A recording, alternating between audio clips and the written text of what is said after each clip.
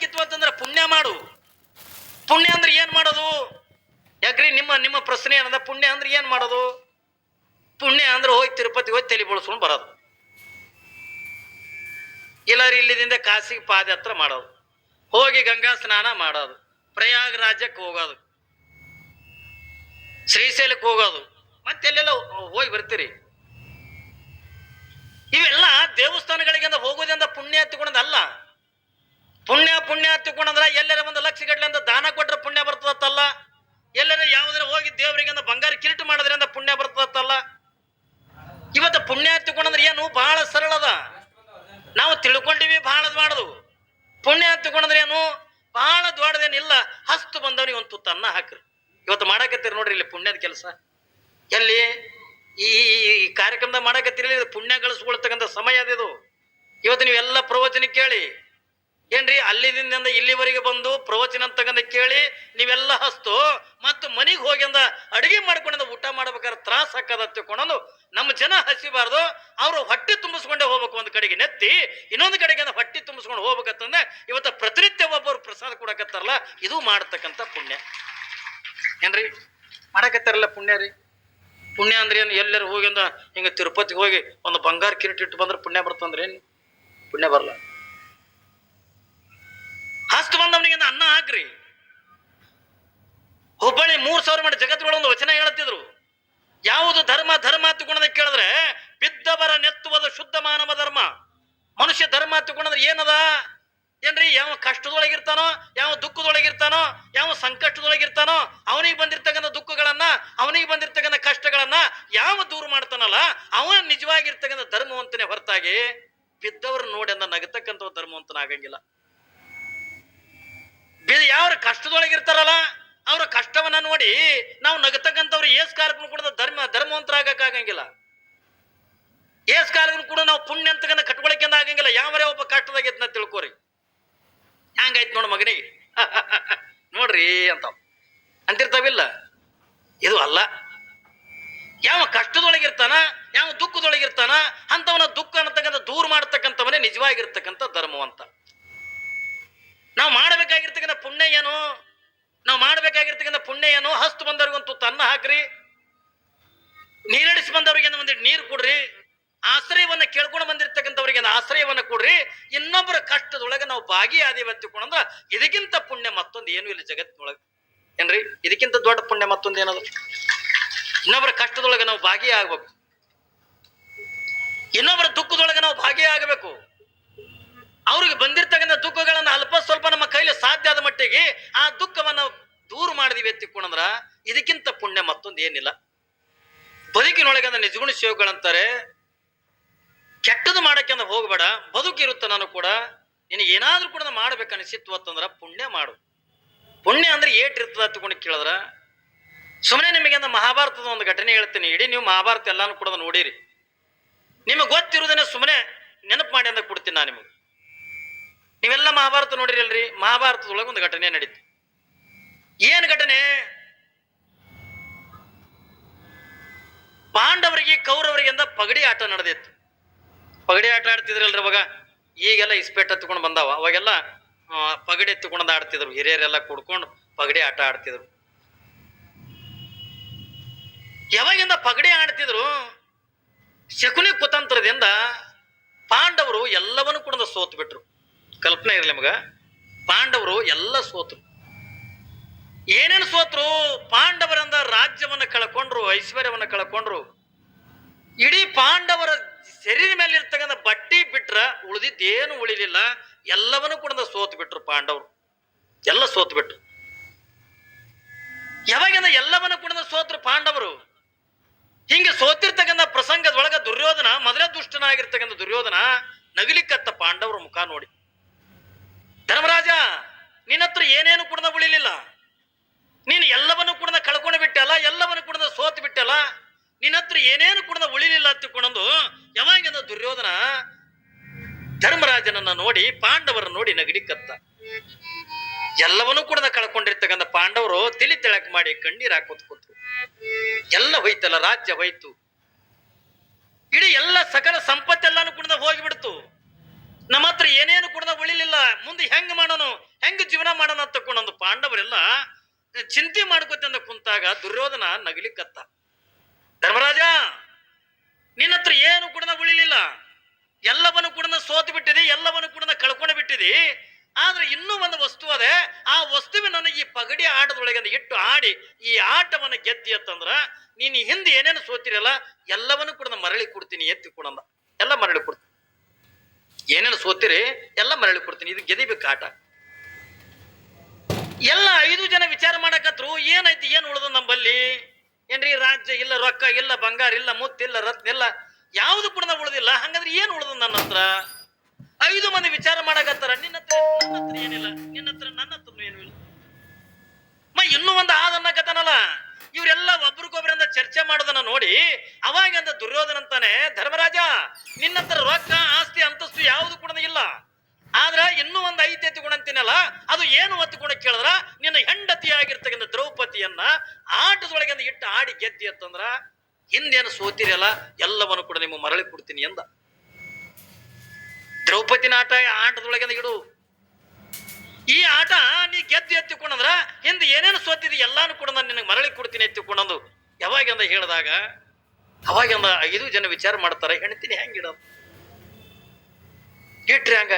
ಅದ್ರಾಗ ಇಬ್ರು ಅಂತಾರ, ಒಂದ್ ವೇಳೆ ನಾವು ಗೆದ್ದೀವಂದ್ರ ಹಿಂದೆ ಸೋತಿದ್ದು ಎಲ್ಲಾನು ಕೂಡ ಮರಳಿ ಕೊಡ್ತೀನಿ ಎತ್ತಿಕೊಂಡ. ನಾನು ಮನುಷ್ಯಾಗ ಆಸೆ ಏನ್ರಿ, ಯಾವಾಗ ಪಾಂಡವರು ಒಬ್ರಿಗೊಬ್ರು ವಿಚಾರ ಮಾಡಿ ಒಂದ್ ವೇಳೆ ಈ ಆಟ ಗೆದ್ದು ಬಿಟ್ಟಿವಿ ಎತ್ತಿಕೊಂಡಂದ್ರ ಹಿಂದೆ ಸೋತಿದ್ದೆಲ್ಲ ಮರಳಿ ಕೊಡ್ತೀನಿ ತಂದನ ತಂದಾಗ ಆಯ್ತು ಹೆಣ್ತೀನಿ ಅಂದ ಇಟ್ಟು ಆಟ ಆಡೋದು ತೀರ್ಮಾನ ತಗೊಂಡ್ರು. ನೋಡ್ರಿ, ಮತ್ತ ಆ ಪಾಂಡವ್ರಿಗಿಂತ ನಮ್ಮ ಮಂದಿನೇ ಚಲೋ ಅಲ್ಲ. ಯಾಕ್ರಿ ನಮ್ಮ ಮಂದಿನ ಇಸ್ಪೆಟ್ ಆಡ್ತಿರಲ್ಲ, ಅವಾಗ ಇಟ್ಟು ಪಗಡಿ ಹತ್ತಿಕೊಂಡಂತಿದ್ರಿ, ಈಗ ಇಟ್ಟು ಇಸ್ಪೆಟ್ ಅಂತಾರ. ಇನ್ನ ನಮ್ಮ ಮಂದಿ ಅಂದ್ರೆ ರೊಕ್ಕ ಹಚ್ಚಿ ಅಂದ ಇಸ್ಪೆಟ್ ಆಡ್ಯಾರ, ಬಂಗಾರ ಹಚ್ಚಿ ಇಸ್ಪೆಟ್ ಆಡ್ಯಾರ, ಬೇಡ ಮನಿ ಮಾರಿ ಇಸ್ಪೆಟ್ ಆಡ್ಯಾರ, ಹೊಲ ಮಾರಿ ಇಸ್ಪೆಟ್ ಆಡ್ಯಾರ, ಹೆಂಡತಿ ಕೊಳ್ಳಾಗಿನ ತಾಳಿನೂ ಮಾರಿ ಅಂದ ಇಸ್ಪೆಟ್ ಆಡ್ಯಾರ. ಖರೆ ಆದ್ರೆ ಹೆಣ್ತಿನಿಟ್ಟು ಯಾರು ಆಡ್ಯಾರನ್ರಿ? ಯಾರು ಆಡ್ಯಾರ? ಅಭಿಮಾನದ ಹೌದಲ್ರಿ? ನನ್ನ ಹೆಂಡತಿ ಎತ್ತುಕೊಂಡ ನಂಗೆ ಅಭಿಮಾನ ಇರ್ತದಿಲ್ಲ. ಇಲ್ಲಿ ಪಾಂಡವರು ನನ್ರಿ ಹೆಣ್ತಿನ ಅಂದ ಆಟದೊಳಗೆ ಇಟ್ಟಂದ ಪಗಡಿ ಆಡಕತ್ಯಾರ. ಒಂದ್ ವೇಳೆ ಈ ಆಟದೊಳಗೆ ಗೆದ್ದು ಬಿಟ್ಟೇವೆ ಎತ್ತಿಕೊಂಡಂದ್ರ ಏನ್ರಿ ಹಿಂದಿನ ಸೋತಿರ್ತಕ್ಕಂಥ ಎಲ್ಲ ಮರಳಿ ಕೊಡ್ತೀನಿ ತಂದಿದ್ದಲ್ಲ, ಅದಕ್ಕ ಇವರು ಆಟದಾಗ ಇಟ್ಟು ಆಡಕತ್ರು.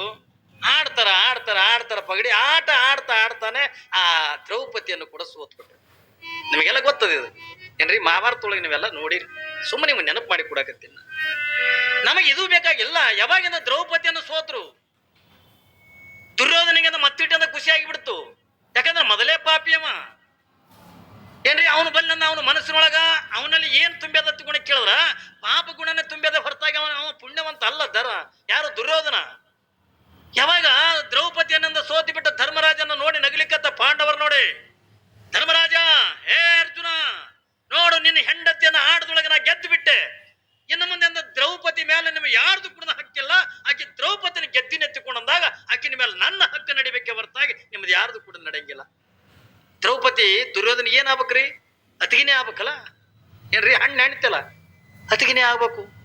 ನಾವೆಲ್ಲ ಏನ್ ತಿಳ್ಕೊತೀವಿ, ಹಣ್ಣು ಹೆಣ್ತಿ ಎತ್ತಿಕೊಂಡಂದ್ರ ತಾಯಿ ಸ್ವರೂಪದೊಳಗಿಂದ ಕಾಣ್ತೀವಿ ನಾವು.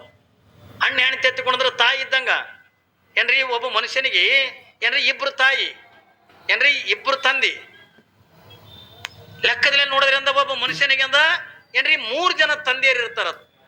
3 ಜನ ತಂದಿ ಯಾರ್ಯಾರು ಇವ್ರು ಹತ್ತಿಕೊಂಡೋದಕ್ಕೆ ಕೇಳಿದ್ರ, ಜನ್ಮ ನೀಡಿರ್ತಕ್ಕಂಥ ತಂದೆ ಒಂದು ಕಡೆಗೆ ಆದ್ರ ಸೋದರ ಮಾವ ಇನ್ನೊಂದು ಕಡೆಗೆ ಅಂದ ತಂದೆತ್ತೆ. ಆದ್ರೆ ಧರ್ಮದ ಗುರುಗಳು 3ನೇ ತಂದಿದ್ದಂಗ. ಎಲ್ಲರಿಗಿನ ಕೂಡ ತಾಯಿ 2ನೇ ತಾಯಿ ಎತ್ತಿಕೊಂಡಂದ್ರ ಅಣ್ಣನ ಹೆಂಡತಿ ಎತ್ತಿಕೊಂಡ ಏನಿರ್ತಾರಲ್ಲ, ಅಣ್ಣನ ಹೆಂಡತಿನೇ ನಮ್ಗೆ ಎಲ್ಲರಿಗಿನ ಕೂಡ 2ನೇ ತಾಯಿ ಇದ್ದಂಗ. ಒಂದ್ ವೇಳೆ ತಾಯಿ ಸತ್ರು ಕೂಡ ಅಣ್ಣನ ಹೆಂಡತಿ ನಮ್ಮನ್ನು ಜೋಕಿ ಮಾಡ್ತಿರ್ತ, ಆಕೆಗೆ ತಾಯಿ ಸ್ಥಾನನೇ ಕೊಡ್ತಾ. ಯಾವಾಗ ನೀವು ಅತಿಗೆ ಎತ್ತಿಕೊಂಡ್ರ ತಾಯಿ ತಿಳ್ಕೊಳ್ಳೋದಲ್ಲ, ಏನೋ ಮಾಡ್ಕೊಂಡ. ಯಾವಾಗಿಂದ ಪಾಂಡವರಿಗಿಂದ ಅಪಮಾನ ಆಯ್ತು, ಎಲ್ಲವನ್ನು ಕೂಡ ಗೆದ್ದೆ, ಅವರ ಹೆಂಡತಿಯನ್ನು ಕೂಡ ಗೆದ್ದು ಬಿಟ್ಟೆ.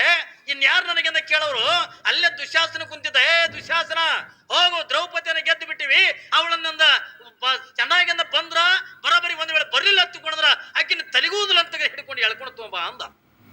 ನೋಡ್ರಿ ದ್ರೌಪದಿ, ದುಶ್ಯಾಸನ ಮೊದಲೇ ಪಾಪಿ.